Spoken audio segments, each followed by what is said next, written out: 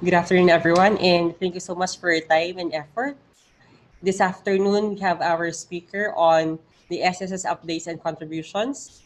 Our speaker for today's webinar session is a graduate of Bachelor of Science in Business Administration from University of the East Manila, and she graduated cum laude. At present, she's a vice president for Benefits Administration Division of Social Security System, and she's none other than Miss Normita M. Dr. Ma'am. Good afternoon and thank you for coming. Okay, good afternoon, Good afternoon, Jed, ma'am. and good afternoon to everyone. So I'll be presenting to you about the latest update and information about Social Security System. So first we have here the introduction to the SSS pension system. So what is Social Security? So this is the protection that society gives its members against the economic and social distresses caused by the contingencies such as sickness, maternity, disability, retirement, death and funeral, as well as unemployment. So let us first talk about the membership or who are covered under the Social Security system.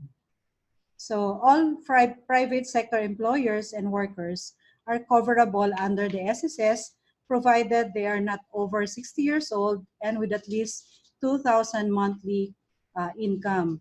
So the coverage for employer and employee, including household helpers, as well as the self-employed individuals, including the professionals such as the doctors and lawyers, farmers and fishermen, and informal sector workers, as well as the overseas Filipino workers, is mandatory.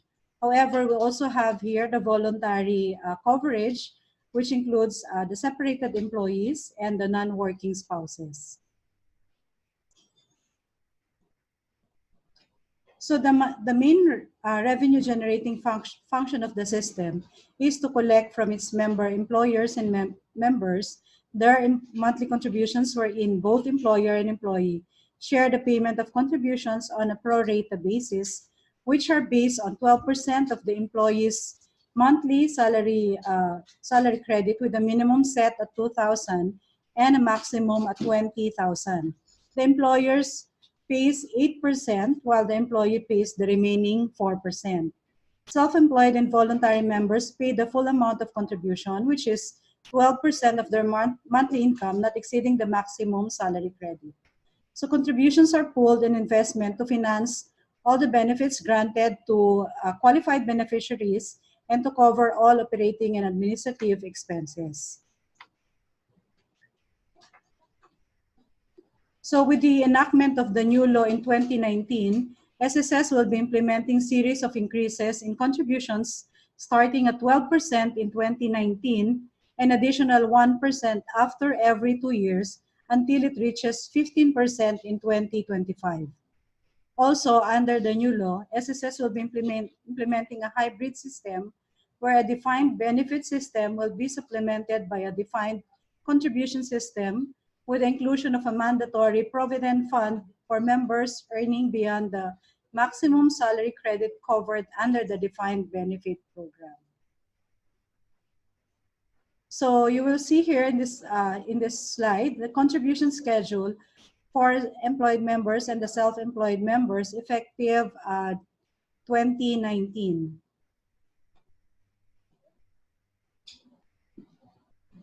So now let's talk about the benefit package that is being offered by the Social Security system to its members.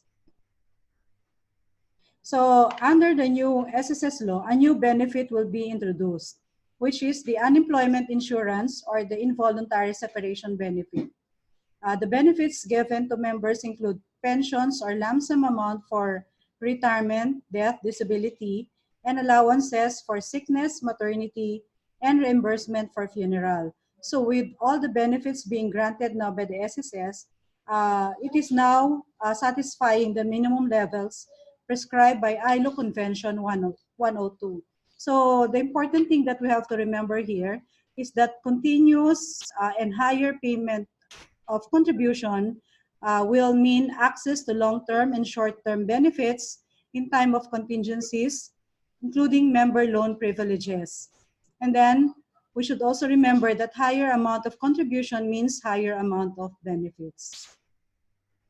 So I will run through to you the benefits that is being given now by the SSS. So we have here the sickness benefit, which is a daily cash allowance paid to a member for the number of days he or she is unable to work due to sickness or injury. And then we also have disability benefit, which is a cash benefit paid to a member who met an accident, injury, or illness resulting to disabling manifestations. And then we have also the retirement benefit, which is a cash benefit paid to a member who can no longer work and has reached 60 years of age, which is considered as a voluntary or optional retirement, and 65 years old for compulsory retirement. So we also give out funeral benefit, which is a cash benefit given to whoever pays the burial expenses of the deceased member or the pensioner. This amounts to a minimum of 20,000 to a variable amount up to a maximum of 40,000 depending on the number of contributions and the amount of contributions. Okay, and finally, we also give out, aside from the funeral benefit, the beneficiaries can also receive death benefit, which is a cash benefit paid either in monthly pension or lump sum to the beneficiaries of a deceased member. So who are considered as the beneficiaries? So we have here initially the primary. These are the dependent legal spouse and minor children of the deceased member. So in the absence of primary beneficiaries, the benefit may be given to the secondary beneficiaries, who are the parents of the deceased member. So in the absence of the primary and the secondary, the benefit will go to the designated members. So these are the relatives or those persons indicated in the member's record as his beneficiaries or dependents.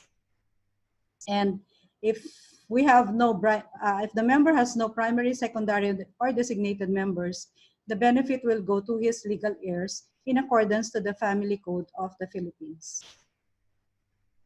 Okay, so I will be focusing the discussion now on the new benefits or updates on SSS services. So as I mentioned, last year, a new law was passed, which is the Republic Act number 11210, which is the 105-day expanded maternity leave law.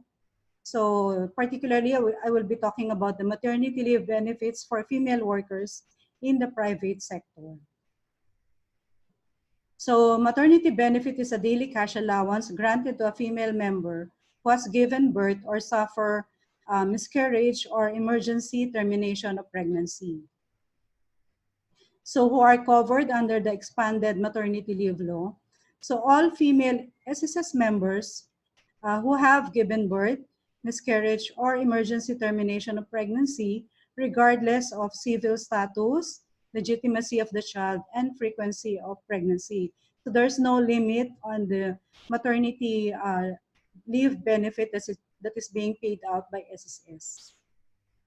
So the female SSS members may include the following. So we have employed female worker, self-employed female member, including informal sector contributor and female national athlete, overseas Filipino worker, and voluntary member.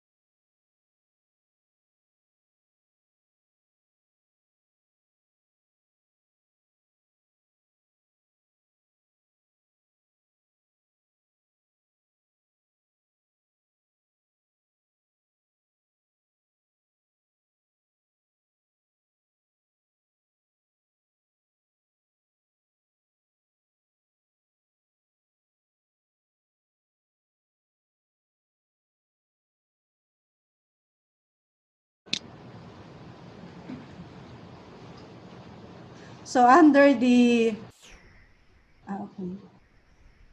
So under the expanded maternity leave law, employed female workers shall receive full pay, which shall consist of the SSS maternity benefit, equivalent to members 100% of the daily salary credit, and a salary differential to be paid by the employer.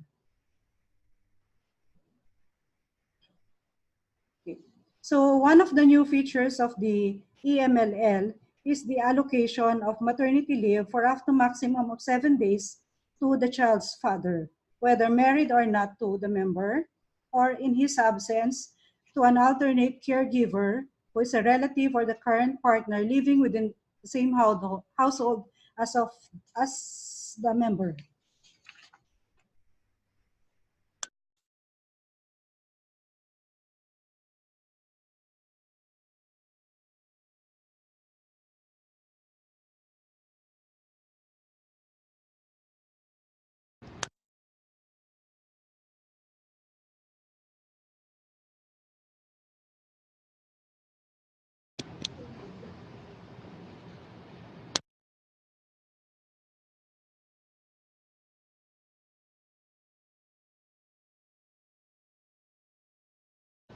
Must have at least 3 monthly contributions in the 12-month period immediately preceding the semester of contingency, and the SSS shall consider only the contributions paid prior to the semester of contingency. And then the female workers shall have notified their employer of her pregnancy and the probable date of her childbirth, which notice shall be transmitted to the SSS. So for the unemployed, self-employed, OFW, and the voluntary member, they may give notice directly to SSS. Okay, so for the payment of the maternity leave, the benefit should be advanced by the employer within 30 days from the filing of maternity leave application, and then the SSS shall immediately reimburse the employer of 100% of the amount of maternity benefits advanced by the employer up to maximum monthly salary credit upon receipt of satisfactory or legal proof of its payment. And then for the following cases, the SSS shall pay them directly. So these are the members whose contingency occurred during the employment but currently unemployed or temporarily laid off, or company is on lockout or experiencing a labor strike. And for unemployed, self-employed voluntary members, the OFWs, and the non-working spouse. So these are the payment of maternity benefit also has some limitations. So it is a bar to the recovery of sickness benefits for the same period for which daily maternity benefit have been received. So meaning there will be no simultaneous payment of sickness and maternity benefit. And then if with overlapping two maternity benefit claims, the maternity benefit for the two contingencies shall be granted, but the SSS will deduct the amount of benefit corresponding to the period where there is an overlap. And then only one maternity benefit shall be paid regardless of the number of offspring per childbirth or delivery. So we just want to emphasize here that employers shall be liable for the following cases. Okay, so employer shall pay to the SSS damages equivalent to the benefits the female employee is entitled to in any of the following instances. First is the failure of employer to remit to the SSS the required contributions for the female worker, or failure of the employer to transmit to SSS the female worker's notification on fact of pregnancy and probable date of childbirth. So in case there is some dispute on the implementation of expanded maternity leave law, the Social Security Commission shall handle any dispute, controversy, or claim as regards the grant of SSS maternity leave benefit. And then for cases arising out of or relating to the payment of differential, the Dole Field Provincial or Regional Office shall be responsible for such disputes or claims.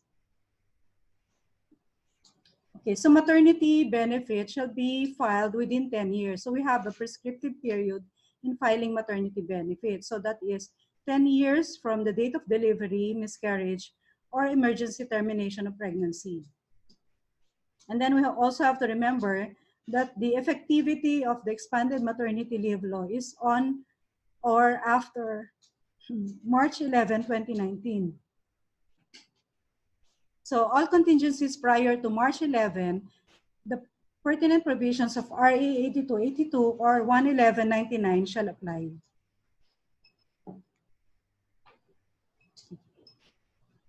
Okay, so these are, I'll be showing here the penalty or liability of an employer in case of failure or refusal to comply with the expanded maternity leave.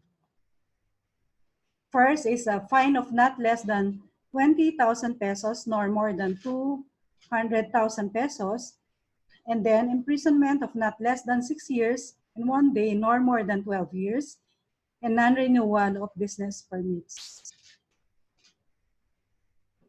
So I have here a sample computation. If the maximum MSC is 20,000 and with monthly contributions within the 12-month period prior to the semester of contingency. So you can see here, under the old law, the amount of benefit if the delivery is normal or it is miscarriage is 40,000. But under the new law, it is now increased to 70,000. And then for solo parent, it is at 80,000. And then for cesarean delivery, it's miscarriage or cesarean delivery is 50,000 under the old law. And then for the new law, it's still at 70,000. And then for miscarriage or emergency termination of pregnancy is at 40,000. So another benefit that was recently approved as part of the Republic Act 11199 is the unemployment insurance or involuntary separation benefit. Okay, so what is this benefit? So the unemployment benefit is a cash benefit granted to covered employees, including kasambahays and OFWs, who are involuntarily separated from employment. So the amount of benefit is equivalent to 50% of the average monthly salary credit, which is paid for a maximum of 2 months. So you will see here that we have a sample of sample computation. So if the AMSC is 16,000, then the benefit is also 16,000. Since it's 50% of the AMSC times 2 months.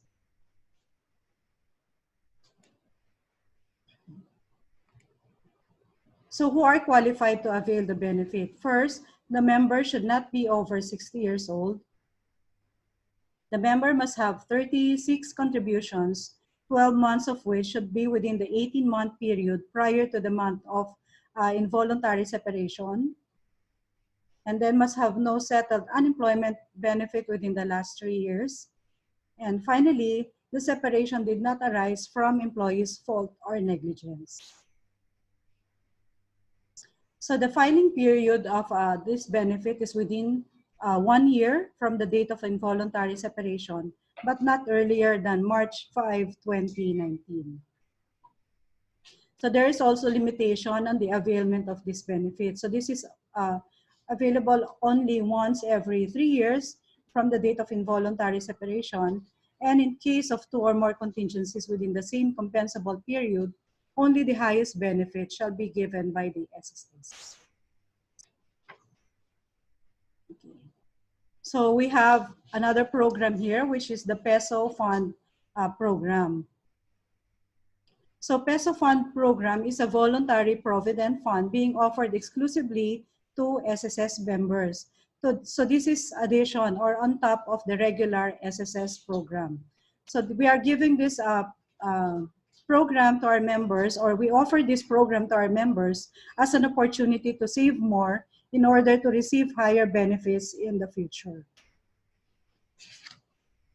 So these are the highlights of the program. So the benefits as well as the contributions are tax-free. So this is better than savings accounts, considering that the benefits that you receive here are tax-free. And then investment of contributions is done in risk-free instruments such as treasury bonds and bills only.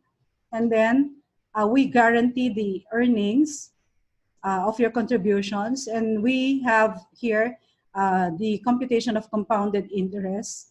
And we guarantee also the capital preservation. Okay, so every contribution in the SSS Peso Fund program is being allocated. So we have here 65% of the contribution goes to the members' retirement or total disability. So the guaranteed earnings is equivalent to 5-year T-bond interest rate. And then 25% will go to the medical. uh, the guaranteed earnings is equivalent to 364-day T-bill rate. And then the last 10% will be for the general purpose, including education, housing, livelihood, and unemployment. The earning also is guaranteed based on the 364-day T-bill rate.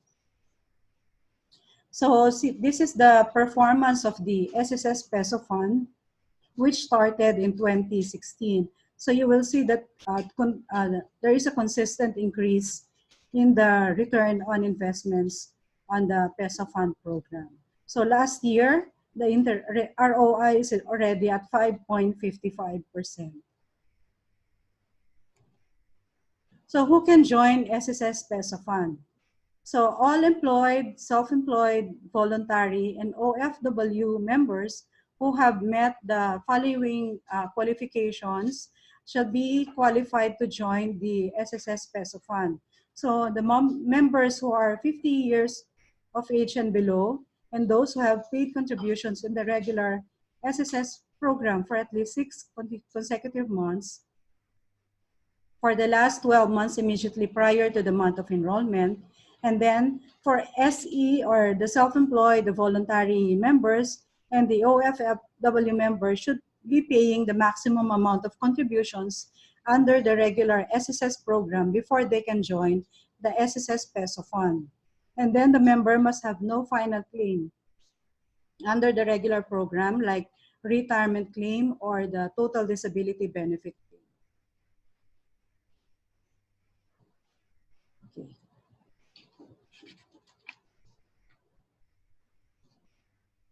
So these are the updates on the services of the Social Security system, particularly on the electronic services. So the SSS website has become more than just an information portal, but it has also become a tool for faster and safer transactions. So members and employers can now file salary loan applications, maternity and sickness notifications, submit employment reports, as well as contribution and collection lists through the web. Also, just recently, members can now file their technical retirement through the web. So all the members need to do is to just register under the my.sss menu of our website. So our official website is www.sss.gov.ph. And then the members can also raise their concerns through our official email address, so they can make their queries or request for clarification at member_relations@sss.gov.ph.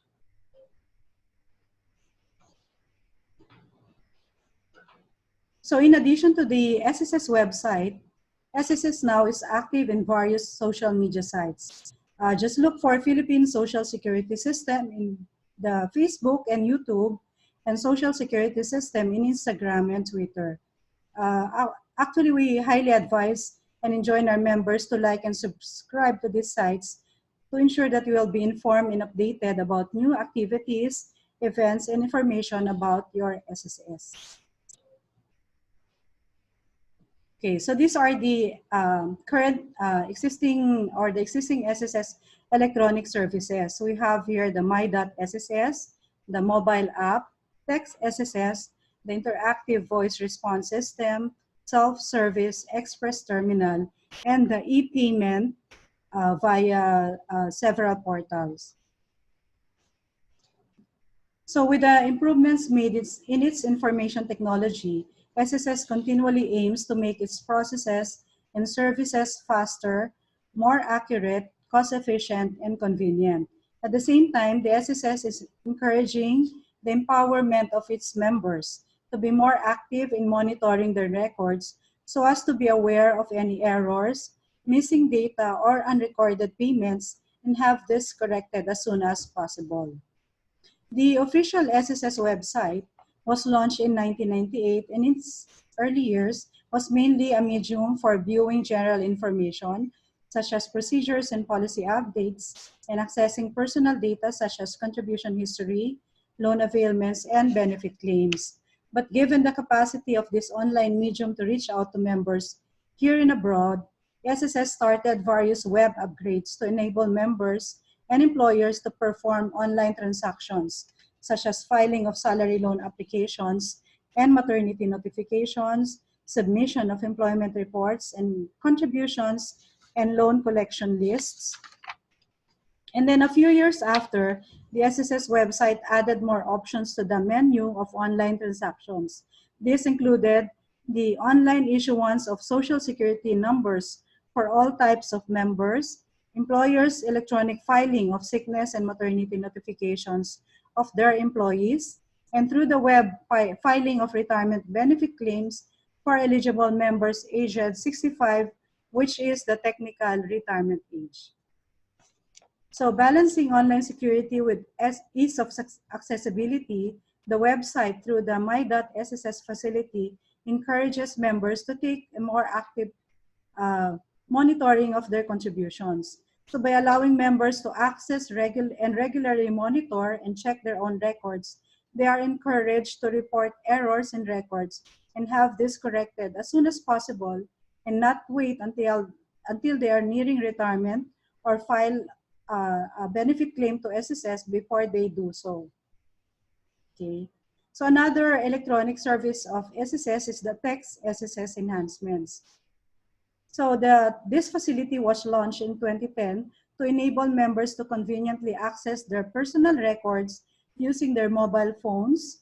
And queries accepted at Text SSS include total contributions, loan balance, loan application status, and benefit claim status. So registered members can also send feedback, obtain general information such as the location of the nearest branch, list of required documents for benefit claims, as well as registration and change in membership records. So we also have the SSS Text Blast, which is an addition to the range of text SSS services that employs the short message services or the SMS capabilities of mobile phones. It is a broadcast message service that sends announcements and reminders at no cost to the member. And then we also have in selected branches of the SSS, the self-service express terminals. So members needing data on their accounts, such as contributions and loan payment history, no longer have to queue at branch counters. By simply swiping their SSS ID or UMID card, along with the necessary fingerprint scan or input of the personal identification number in these terminals, members can securely view their records. Okay, so members can also reach SSS via IVRS by calling 7917-7777 or download the SSS mobile app. And then payment of SSS contributions is now more convenient, safer, and faster with the launching of new payment facilities such as Bayad Center app, GCash app, and Management app. Okay, so another program that is being administered by SSS is the Employees Compensation Program. So this program is a tax-exempt compensation program for employees and their dependents. So this aims to help workers and their dependents in the event of employment-connected injury, sickness, disability, or death to promptly receive meaningful and adequate income benefits, medical or related services, and rehabilitation services. Okay, so the state insurance fund shall be liable for compensation of the employee or his dependents in cases of work-connected injury or sickness and any disability or death resulting from a work-connected injury or sickness, except when the disability or death was occasioned by the employee's intoxication or drunkenness, willful intention to injure or kill himself or another, or notorious negligence or otherwise provided under the law. So the compensation, the benefit under this employee compensation can be in the form of cash income benefit for sickness, disability, funeral, and death. Then we also have medical and or related services for sickness or injury, and rehabilitation services, in addition to monthly cash income benefit for permanent disability. So the employee compensation is granted together with the Social Security benefit in cases of work-connected injury or sickness. So they will be receiving two types of benefits, one from the SSS and one from the employee's compensation. Okay, so sickness, injury, disability, or death resulting from an employment accident is compensable under the employee's compensation benefit if the employee is injured at the workplace while performing official functions, or the employee is executing an order for the employer, or while performing an act to minister personal comfort, or when an injury happened while going to or coming from the workplace, or an injury happened while engaged in company-sponsored activity like seminars, field trip, out-of-town trips. And then injury occurred while on board a vehicle provided by the company, or the illness is listed as an occupational disease under PD 626.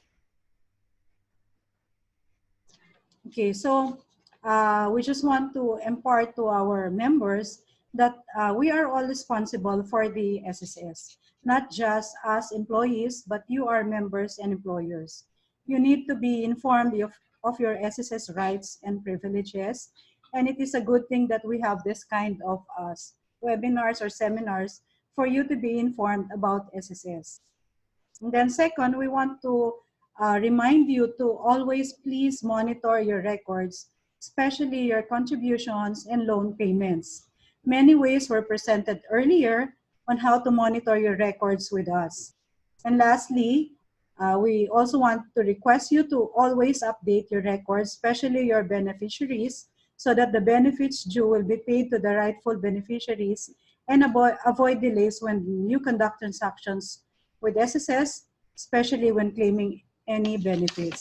So we just want to remind everyone that the law, the SSS law, aims to have a viable and sustainable pension fund that will instill the values of work, save, invest, and prosper among Filipinos. So we hope that you will see and see the value of being SSS member and not consider this just as an expense, but a saving and an insurance for your future. So thank you very much. So if you have any questions, I think we'll be accepting some questions.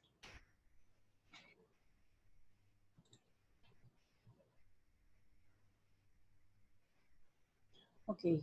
So first question here, it is, the question is, what does disability cover? So disability actually covers illnesses, injury, or accidents that happen. Like there are illnesses, depending illnesses that resulted to disabling manifestations, and then like yung mga accidents, yung mga injuries that happened in the company or in the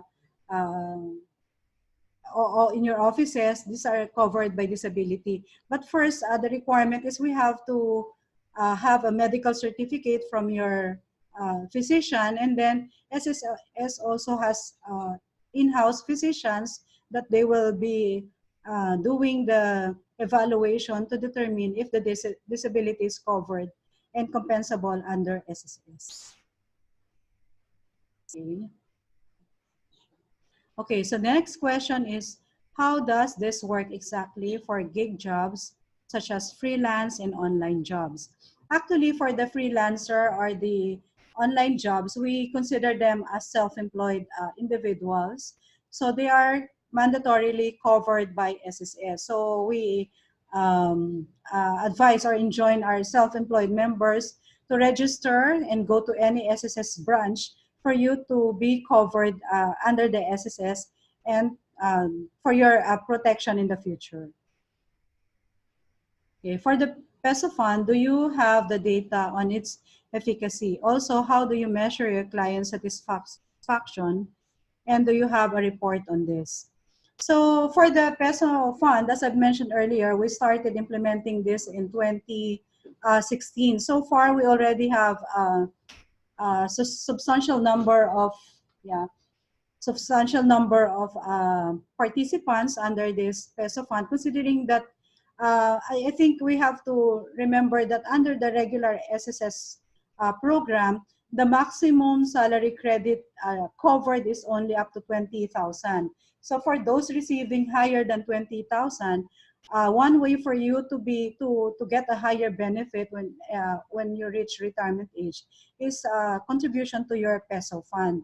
So I have shown earlier that the ROI for the peso fund is consistently increasing since its start of implementation in 2016.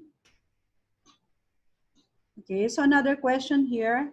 Do you have any measures or systems in place that will alert the members about missing data? Right now, we don't have we don't push any information to our members. So I've shown you earlier some ways, electronic services that we have for you to be able to check your record with SSS. So as soon as you see that there are some discrepancies or there are missing information that might affect your benefit in the future, we advise you to go to the nearest SSS branch, or you can use the SSS website to update some of your information, like the contact information, like your addresses, on how how SSS can reach you. You can already do that online, but there are some cases that you have to go to our SSS branches, like if there are some discrepancies in the name, in your date of birth, or your date of coverage, you have to bring some supporting documents and go to our branches to be able to correct this information. So we have another question here. To expound on the question on the measures in place, I'm asking, as you can't exactly expect your members to be active about this since they are also preoccupied with other priorities. Due to this, if no alert is given to them, then they would assume that everything is fine.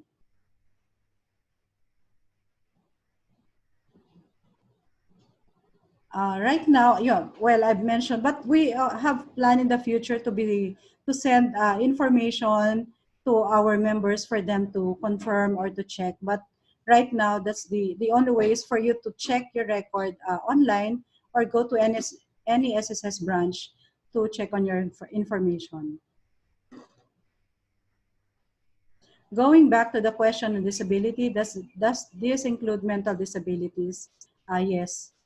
Mental disabilities are included depending on the evaluation, which will be done by our medical officers.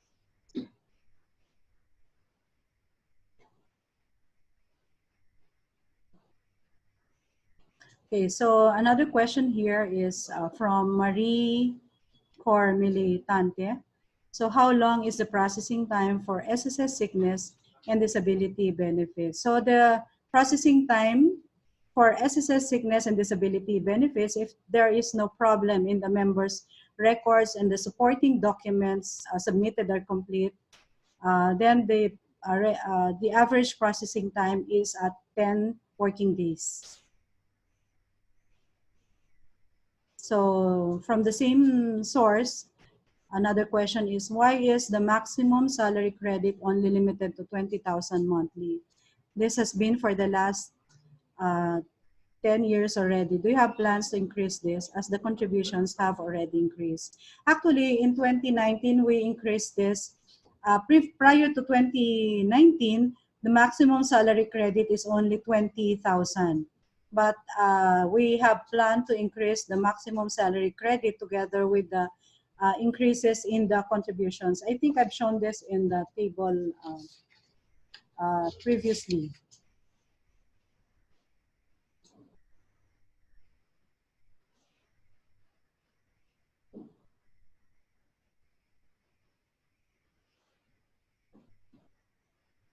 Yeah. So I've shown before in the previous slide that we will be increasing the maximum salary credit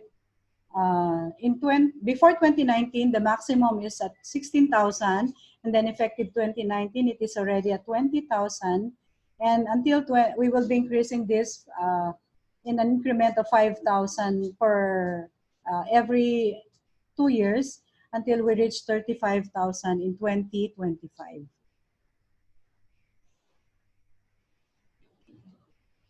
So since there is no more question, so thank you very much for attending this webinar.